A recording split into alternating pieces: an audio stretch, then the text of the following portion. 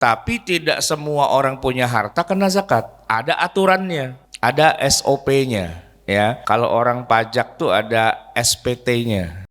Nah, di Indonesia ini jadi agak lucu-lucu gimana? Sebab yang dibilang orang punya harta itu kadang-kadang berdua antara suami dengan istri, ya. Suami istri punya emas 100 gram, kena zakat nggak, Pak? Udah berapa lama milikin 100 juta? Baru kemarin Pak Ustadz, minggu lalu ini baru dapatnya. Ya kalau baru minggu lalu mah nggak ada zakatnya. Nanti setahun lagi. Wah kalau setahun lagi udah habis. Ya udah selesai, nggak usah ada zakat gitu. Oh gitu Pak Ustadz. Jadi kita habis-habisin. Ya bukan begitu. Nabi dan para sahabat tuh orang Arab, makannya roti, bukan makan nasi. Kalau ada orang bilang makan nasi kebuli itu sunnah Nabi, bohong, tuh hadisnya palsu, Pak. Nasi biryani, nasi kebuli, ya kan, nasi mandi gitu-gitu. Enggak, Nabi itu enggak makan nasi, apalagi nasi Padang, enggak gitu ya.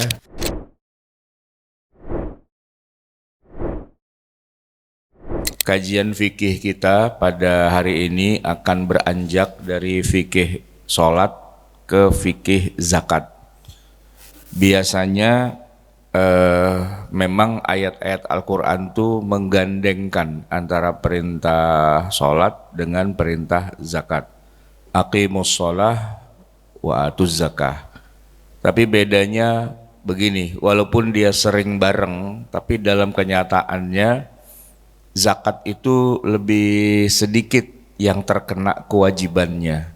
Sedangkan sholat itu semua umat Islam itu kena, mau kaya, mau miskin, mau raja, mau rakyat gitu ya.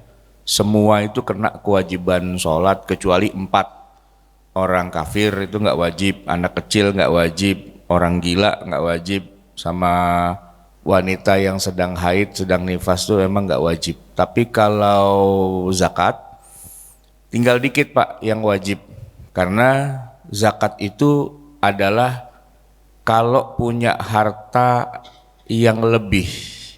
Kalau cuma harta doang tapi nggak lebih, itu nggak kena zakat. Jadi ada 3 syarat kita tuh jadi terkena zakat. Yang pertama, punya harta tertentu yang Allah sebutkan. Ini harta ini nih, walaupun nilainya katakanlah besar gitu ya, tapi kalau bentuknya atau wujud fisiknya tidak termasuk harta zakat, maka itu enggak diwajibkan. Contohnya fulus, Pak. Ya Pak, tahu fulus enggak?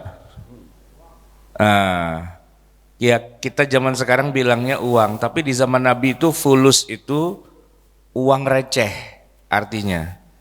Ini bukan pertanyaan receh, bukan, beda lagi ya. Kalau pertanyaan receh itu debat pilpres ya kan, wah receh itu gitu, bukan itu. Uang receh itu adalah uang logam yang terbuat dari besi atau dari katakanlah yang tidak mahal gitu ya, sebagai lawan dari uang yang terbentuk dari emas atau dari perak. Jadi ada 3 nih uang di zaman Nabi. Uang yang bentuknya emas itu disebut dengan apa? Dinar. Ya, dinar itu emas. Itu kena zakat, Pak. Begitu juga uang yang bentuknya perak itu kena zakat juga. Tapi kalau uang yang bentuknya receh tadi, dari besi, dari tembaga, logam yang biasa-biasa aja, itu enggak kena zakat. Dari segi wujud fisiknya itu kena zakat nggak kena zakat dibedakan.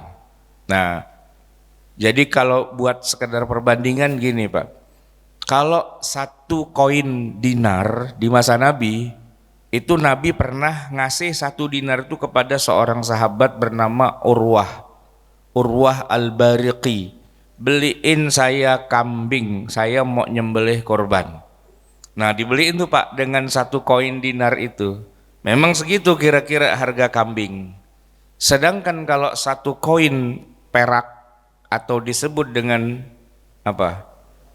Kalau yang tadi dinar, kalau yang perak dirham gitu ya. Nah itu kira-kira bisa buat beli seekor ayam, kambing, ayam gitu. Sama-sama 1 biji, yang 1 bisa buat beli kambing, yang 1 bisa buat beli ayam. Kalau fulus itu beli telur ayam. Nah, gitu Pak. Telur ayam, murah berarti kan? Nah, jadi dia tuh uang receh.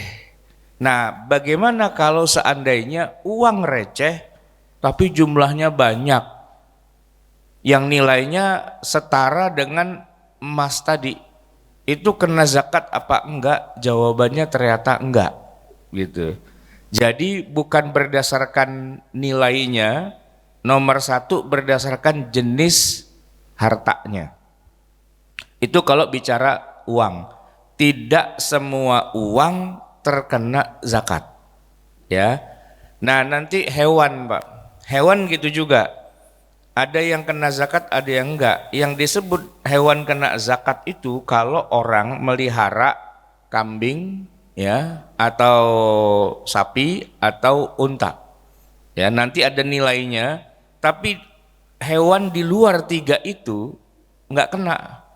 Dia punya misal kata ya, di bawahnya kambing itu apa? Ayam, ya kan? Ayamnya 1000 ekor, Pak.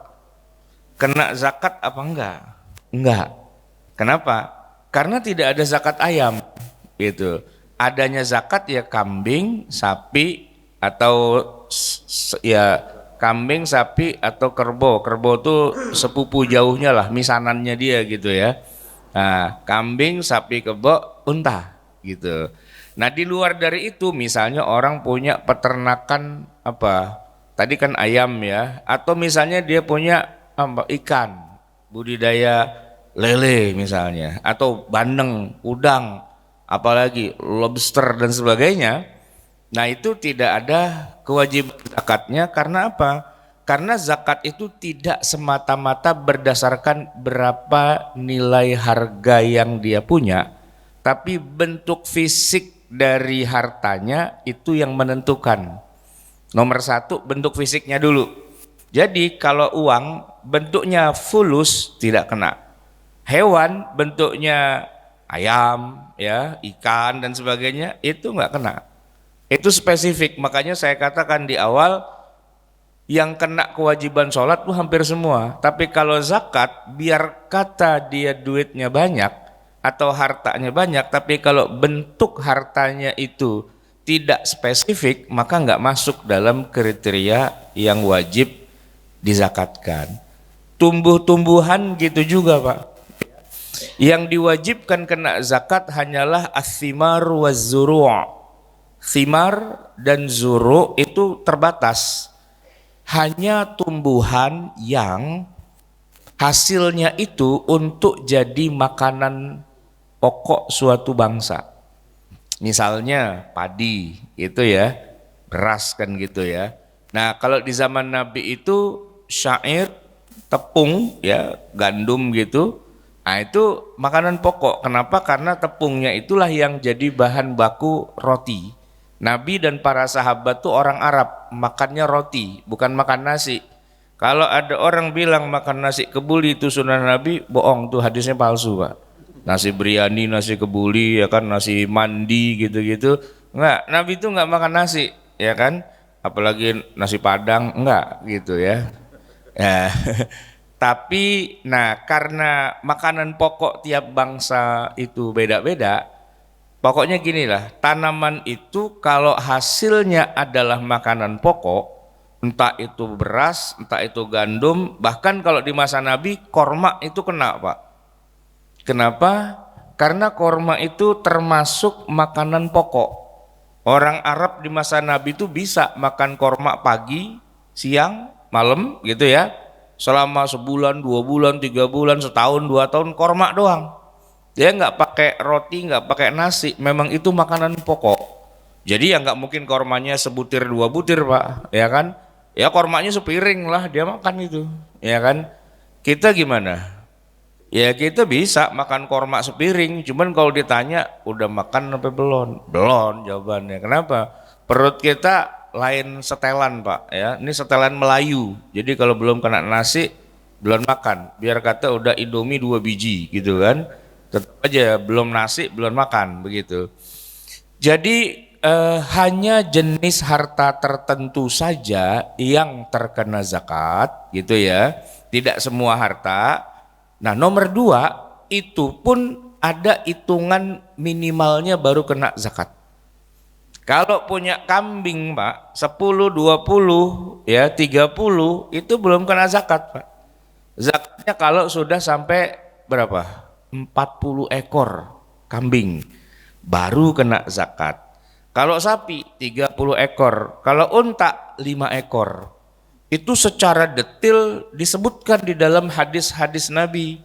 Jadi ya kita ngikutin aja. Oh gitu.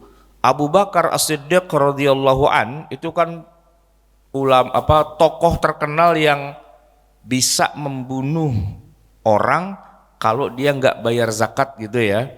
Kan pada masa waktu Nabi wafat, Abu Bakar itu termasuk orang yang mengangkat senjata, mengirim pasukan ke berbagai wilayah negeri Islam kalau mereka nggak bayar zakat.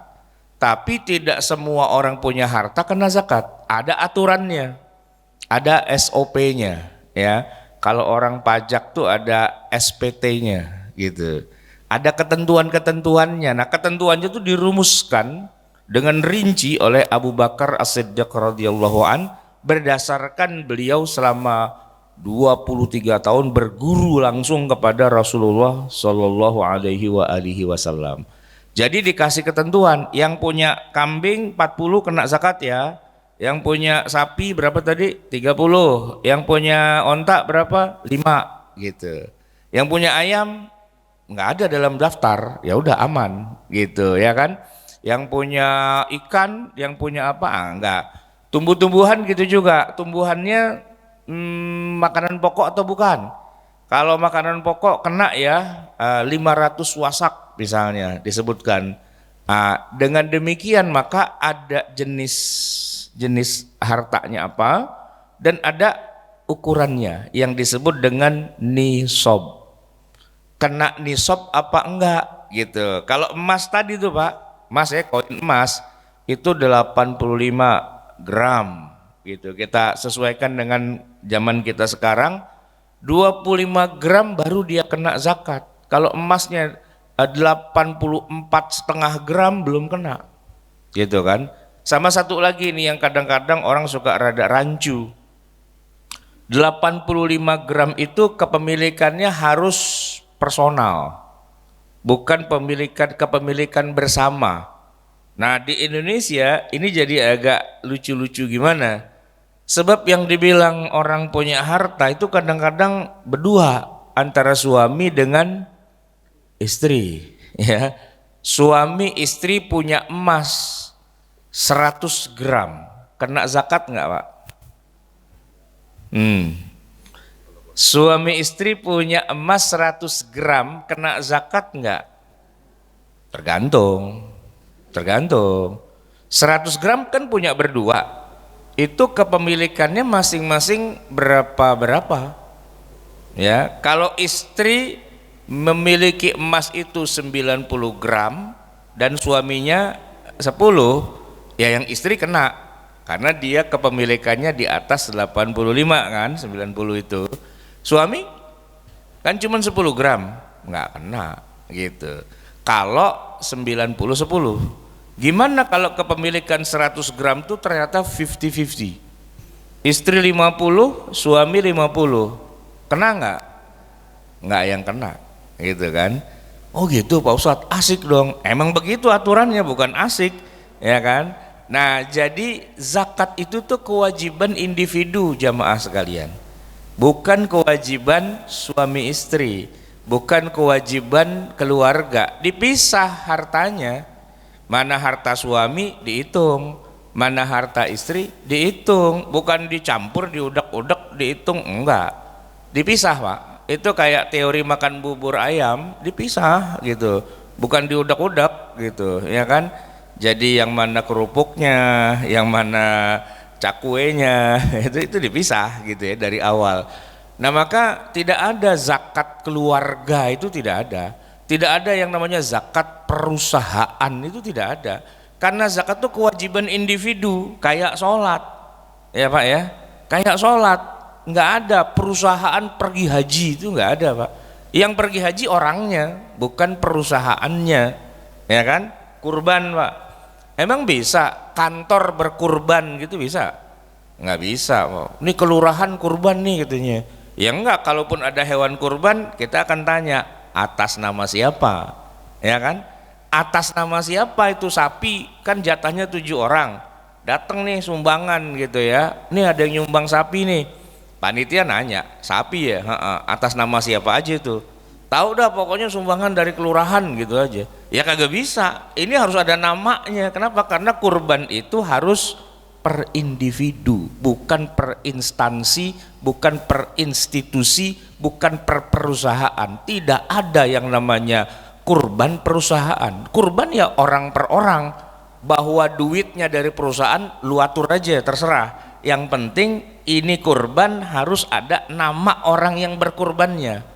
Persis seperti itu dengan zakat. Tidak ada zakat perusahaan, nggak ada, ya kan? Tapi orang yang punya perusahaan itu duitnya kita hitung per orangnya, bukan per perusahaannya. Nah karena nggak tahu judul yang namanya zakat, zakat perusahaan suruh bayar zakat Pak. Bayangin, udah pergi haji belum tuh perusahaan gitu. Iya, masa perusahaan pergi haji? Ya enggak, kan orangnya. Alhamdulillah nih perusahaan saya pergi haji gitu. Yang berangkat siapa? Semua karyawannya, enggak cuma satu doang. Ya udah dia doang yang haji. Kalau pulang yang kita panggil Pak Haji dia doang. Masa karyawan suruh Pak Haji, Pak Haji. Siapa yang pergi haji itulah yang dapat gelar Pak Haji, kan gitu ya. Walaupun duitnya dari perusahaan, ya. Nah, zakat gitu juga. Zakat tuh enggak ada zakat institusi, zakat perusahaan tuh enggak ada. Zakat per individu. Bahkan tidak ada zakat keluarga. Suami istri ini kita zakat kami berdua, enggak ada istilah zakat kami berdua. Emang sholat bisa patungan Pak? Suami istri nih Pak, sholat isya, gua 2 rakaat, lu terusin 2 rakaat, ya emang bisa begitu? Kagak bisa. Masing-masing 4 rakaat, 4 rakaat, gitu kan? Ya nggak Bu? Bisa nggak kita sholat patungan? Ya nggak bisa. Sholat ya per individu, dimulai dari takbiratul ihram, diakhiri dengan salam. 4 rakaat, dua-duanya 4 rakaat gitu. Nggak bisa, kita udah suami istri udah menyatu katanya, kita gantian, kalau subuh sama zuhur itu suami yang sholat, asar maghrib isya ntar istri aja yang sholat, kita berdua. Kagak bisa, ngarang aja agama, dikarang-karang sendiri. Zakat gitu juga Pak, nggak ada zakat tuh patungan berdua, itu nggak ada. Ya zakat per orang, biar kata dia suami istri, yang dihitung harta suami berapa. Nah, yang dihitung harta istri berapa, masing-masing sendiri-sendiri. Makanya sekarang Bapak Ibu coba dihitung ulang nih, ini zakat, nih keluar zakat berapa kita nih. Itu jangan, Pak, tabungan di rekening ada berapa? Yuk kita jumlahin semua, kita berdua kita bayar zakat. Dia kagak ngerti itu dari awal. Berarti sholat isya patungan dia berdua, gitu kan. Puasa gitu juga. Ibu puasa dari sebelum subuh sampai zohor, ntar abis zohor bapak ada yang terusin gitu. Kagak bisa begitu. Ibadah tuh individual, ya. Maksudnya semua harus melaksanakan sesuai sampai syarat dan rukunnya terpenuhi, bukan sepotong-sepotong berdua. Begitu juga dengan zakat. Tidak ada zakat suami istri, itu tidak ada. Zakat suami ya zakat suami, zakat istri ya zakat istri. Sendiri-sendiri ngitungnya. Lah ini tabungan kita berdua bagaimana? Ya hitung dulu, diperait dulu berdua gitu kan. Ya kita punya tabungan tadi itu, ya kan. Emas kan harganya misalnya 1 juta. Kita punya tabungan berdua nih suami istri 100 juta, kena zakat nggak Pak? Ya tadi saya tanya 100 juta tuh seorang berapa? Kalau seorang gocap-gocap nggak kena dong, ya nggak. Tapi kalau istri memiliki dari 100 juta ini 80 juta, 20 jutanya punya suami, kena nggak? Istri punya 80 juta Pak, suami 20 juta, kena zakat nggak? Enggak, ya enggak. Berarti bisa nipu dong? Bisa, apaan juga bisa ditipu, orang kita puasa aja mau nipu bisa. No, wudhu, ya kan, kumur 3 kali, masuk 3 keluar 2, kan bisa, nggak ada yang tahu. Kalau cuma mau nipu aja gampang Pak gitu. Tapi kan kita bukan mau nipu judulnya, kita ini berhitung sama Allah kan gitu ya. Enggak Pak Ustadz, ini kan duit 100 juta, nah kalau kita ngaku aja gocap-gocap gimana? Ya nggak apa-apa, nggak apa-apa. Iya, artinya memang nggak wajib, mau bilang apa, masa mau diwajib-wajibin? Nggak juga, tergantung ya.